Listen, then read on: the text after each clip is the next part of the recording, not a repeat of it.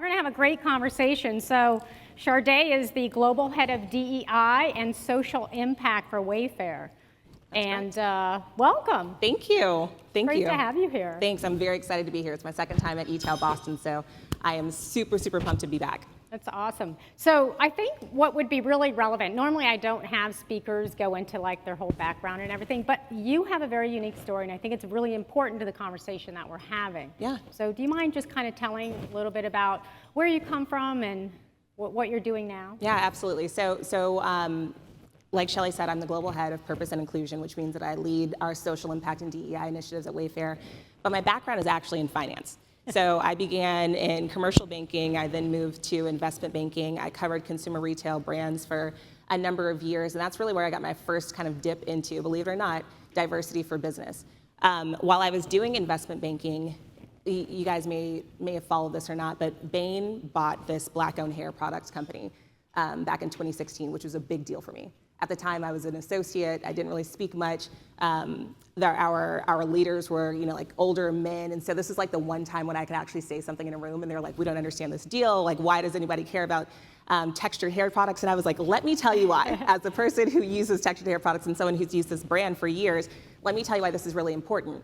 And from there, I got really excited because it felt like bigger companies and organizations were really starting to see the potential and the beauty of working with diverse business owners and really focusing on diverse end customers.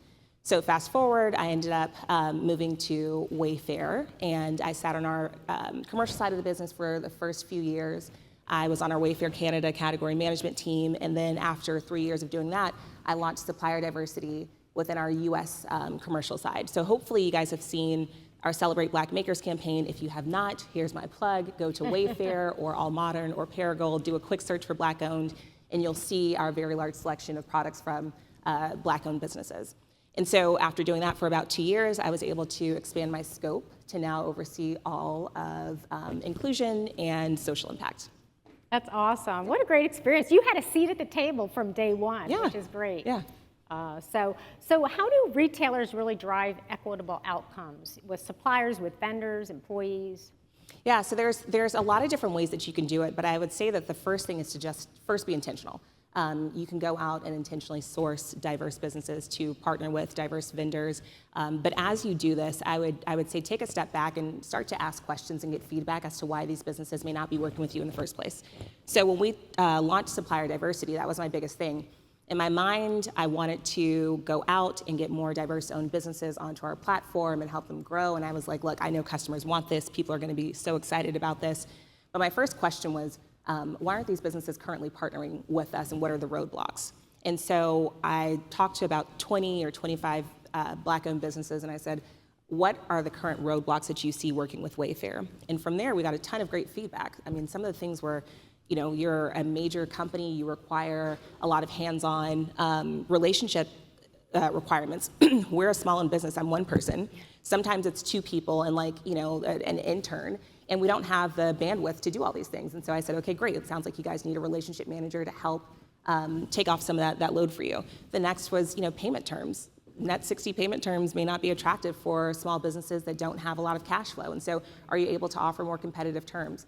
And so I think as you start to come up with ways to be more intentional about sourcing business from diverse-owned suppliers or vendors, start to first get feedback and say, what would make this relationship work for you? And from there, you can create a program that's very impactful and intentional and very inclusive for businesses. That's great. I want to go back to your conversation about your point about the small businesses. Mm-hmm. So a lot of companies in the room here are small businesses. So how do they drive impact in their smaller businesses? Like you said, they don't have tons of resources.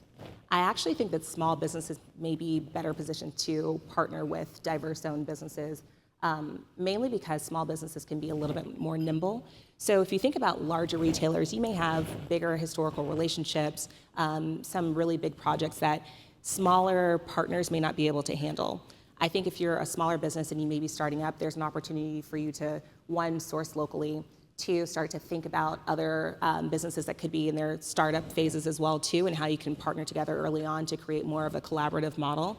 And also from like a strategy standpoint, If you are a retailer and if you think about, some of your biggest competitors may be quite large where they're doing things like requiring exclusivity on some of their best products, this is an opportunity for you to go after untapped market.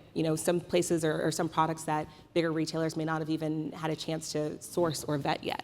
And so you have the opportunity to really go in there, find new business, find new ways to do things, and be inclusive with your partnerships there. Great, that's great advice. Yeah. So let's move our conversation over to social impact, okay? And how is Wayfair really kind of showing up in communities, and how are you able to drive social impact in the community? Yeah, so Wayfair is actually doing a good number of things on the social impact side. So our general vision and mission on our purpose side of the organization is to enable nonprofit organizations and external partners to end homelessness. That's something that we truly believe and something that we're really passionate about. So we've actually done a few different things, and I think this model is quite easy for others to follow too. We find nonprofit organizations that align with our mission and our vision. You can do things like help fund some of these nonprofit organizations. So oftentimes they need donations. If you go to Wayfair right now, and if you check out, you'll see at the very end, you can donate $1 to Homes for Our Troops or Habitat for Humanity. So allowing ways for either customers to donate or for the companies to donate in general, that's one easy way to support these organizations and to be really mission oriented. The next is we create events and opportunities for our employees to get hands-on in the community. So, like I said, Habitat for Humanity, we partner with Habitat to do builds throughout the country. We've done a few in the Massachusetts area, we've done some in Texas, we've done some wherever we have physical locations of employees, which is actually a great way to boost employee engagement. We found that a lot of people get really excited to do these things. It's a day for folks to come together, get involved in the community, and really make an impact together, which I think helps to strengthen teams overall. But those are some of the major ways that we have really leaned into the social impact side. That's great. And do you work with like not-for-profit partnerships and that type of thing as well? Yeah, we do. We do. So there is another nonprofit that we work with called Community Solutions. We help provide gift cards for them. So they are focused again on ending homelessness, and so they provide gift cards to some of their residents so that they can come to Wayfair and purchase goods for their home. I think the other thing that's interesting about what you're doing is choice. So you're giving the consumer choices and how they want to show up, right? Yeah, absolutely. Which is great. Absolutely. So let's talk about so one of the big conversations we had was the new general market. And we know the new general market is going to be very, minority, and the minority becomes the majority, right? And so we have this new general market that is going to be consumer dollar spending. And, the white majority race is going to become the minority. And that's not too far out there. So how, with this whole changing, this demographic changing, what can we do as retailers and brands? Like, how do we better serve our new general market?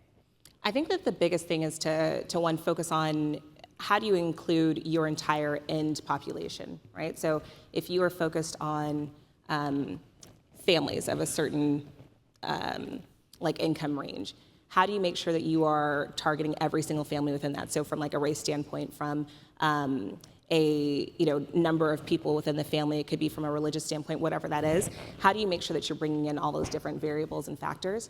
When I think about how we've done this at Wayfair, it's really been making sure that there's representation from all different walks of life and people in our advertising online, so that people can truly see themselves in our overall products. One thing that I think I've seen done quite well outside of the home industry has been the beauty industry. If I think about like the beauty industry over the past 20 years, there's been so much evolution from the amount of hair care products that people offer or makeup. If you go to any aisle right now where there's hair care products, I absolutely love this because you see so many different textures. Before it was like, this is for fine hair, this is for straight hair, then like you might have a small little section for kinky hair. And now there's, we have things for waves, we have things for spirals, so we have things for kinks, and I absolutely love this. And it makes a big difference. I think about like when I was younger and when I would, when I was first starting to shop for makeup and for beauty and things like that, I would go to makeup counters. And they would oftentimes hand out samples. And I would get so excited for these samples because I'm like, oh my gosh, I get to go home and try on this new foundation or blush or whatever it is. And I would take it home, and the foundation was like nowhere near my complexion. And this happened consistently over and over again, where a lot of counters would only have this one sample. And so things like that make a big difference. And as you start to think about just more diversity and more diverse in customers, it's really important to start to think about how is your product really touching any and all walks of life that are potentially users of your item. I think Fenty was the trailblazer on that one. Fenty was huge. Fenty was big, but I think a lot of other brands have done the same thing. It's great. Yeah, it's great. It's great to see. The other thing that's interesting about the new general market is it's multicultural. And so back in the day when we look at data, you'd say, okay, me, I'm white, I'm female, I'm not going to tell you how old I am. And so you'd market me these specific products, experiences based on that. But what you don't know is I grew up in Japan, and I really love Japanese culture and Japanese things. If you send me any email with Japanese product on it, I'm going to buy it. So can you talk a little bit about, like, how do you get that? How do you do that? Yeah, so hopefully you guys have all seen our neighborhood commercials. I'm so proud of these commercials. So I think that this is like a great example of how we've been able to do that. We have done an excellent job with taking diverse groups of people and showing them throughout various different homes, right? So I think that what I've seen historically on the home side has been, if there's more of like an African aesthetic, that's where like the black family sits. And you don't see, like a black family in like farmhouse or, like French country. And I think at Wayfair, we've done an excellent job of really mixing that up and saying like, it does not matter who you are, but you can see yourself in this one aesthetic, and this aesthetic is you. And so one of the things that we really focus on is making sure that anyone everywhere can find what they need for their home and make their home specific to them. And through our social media advertising, through our placements in various locations, to our overall ads, to having influencers come in and also show how they're using various products that they find on our site, we've really been able to do that. That's great. I love that. So you have this huge job, global, social impact, DEI, purpose. You mentioned another one. What was that? Purpose is our social impact. Okay, purpose, that's the name of it. So, and you got a lot of resources. You're a $12 billion company, so you have a lot. How can these smaller businesses, can they make an impact like you're making? Like how do small business make this impact? I think that the best way to make that impact is to just start where you are and to think about what you specialize in and what is your overall end goal, and how can you use your current business model to either make an impact in the community or to bring inclusion into your overall organization. So again, that's thinking about the end customer, that's thinking about finding nonprofit organizations that may align with your overall end goal or mission, and going from there. I think the other thing that is a common misconception is employees feel like, okay, I'm not working in the DEI department or social justice, area. Mm-hmm. How can we change that mindset? Realize that you're an owner and that your DEI team or your social impact team, while they may create central initiatives, I really think that it's up to everyone to really lean into this and to think about how they can bring that initiatives elsewhere. So the way that we operate at Wayfair and the way that I think a lot of organizations think about this is you have one team that has like a central function, and they may set the tone or the strategy for the business broadly. And then it's up to every organization within the business to kind of level up and say, well, here's how I can help you bring that mission to life. And so if you were in marketing or operations or on the technology side of the business, whatever it is, I would first start off with getting an understanding of what your company's social impact goal may be, or their inclusion vision or goal, and then think about how you can truly level up into that and partner with them to bring it to life within your own organization. That's great advice. Yeah. I kind of made a comment about you getting a seat at the table from day one. Mm-hmm. And I think a lot of employees and people feel they don't have that seat at the table, whether they're in technology or marketing or operations. How does everyone get that seat at the table? What can you do to make sure there's different perspectives and different voices and people are actually feeling included? Mm-hmm. That's such a good question. I think that the first thing is ensuring that you are speaking up when you know that you have the answer for something, right? So this is one thing that we're really focused on. It's creating a psychologically safe environment so that way all people can speak, feel included, and really bring their diverse, unique background to the table. The way that managers can do this and peers is really by ensuring that folks in the room feel comfortable. So I've worked in some hostile work environments where it's like I don't feel comfortable saying anything because I'm the one woman in the room, or I may be the only black person in the room, and I feel like all eyes are on me. And if I say something wrong, the people are going to be like, oh man, it's just something that silly woman said again. And I get really insecure about that. And I've found that I've been able to truly thrive and add the most value when I've been in places where either my manager or my peers have encouraged me to speak up or validate what I'm saying, or don't make me feel silly if I did say something that may have been incorrect, right? It's more so of like, hey, let me pull you aside and give you feedback on that. And I think that as you start to create more of these psychological safe environments and opportunities, you'll start to pull more out of employees. And it's also a very easy and tangible way for all of us in this room to make sure that we're doing our part to be inclusive. That's great. And I would also say encouraging people to look around the room, and not just the room, but maybe the Zoom room. Looking at who's participating in meetings, who's participating, who's speaking up, who's not speaking up, right? Yeah. So really being actively involved in that process, right? Absolutely. What other great things are you doing at Wayfair? Do you have any exciting social impact things that are coming up that you're excited about?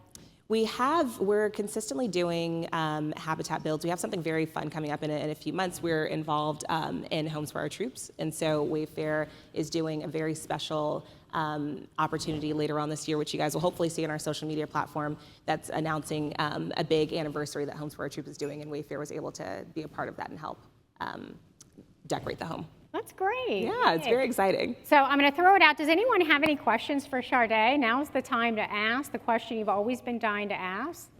We have any questions out there? Seeing Jonathan's running around with the mic. Questions from anyone? You know what that means? We've done an amazing job explaining I hope so. content. Really great job. I'm proud of the work you're doing. Thank you. I appreciate it. And I love your confidence, and I love how when I met you, I immediately just connected with you because I think you're doing great work, and I'm just proud of the work that you're doing, and having a seat at the table and having a voice. So thank you so much. I really appreciate it. Let's give a nice round of applause for Shardé.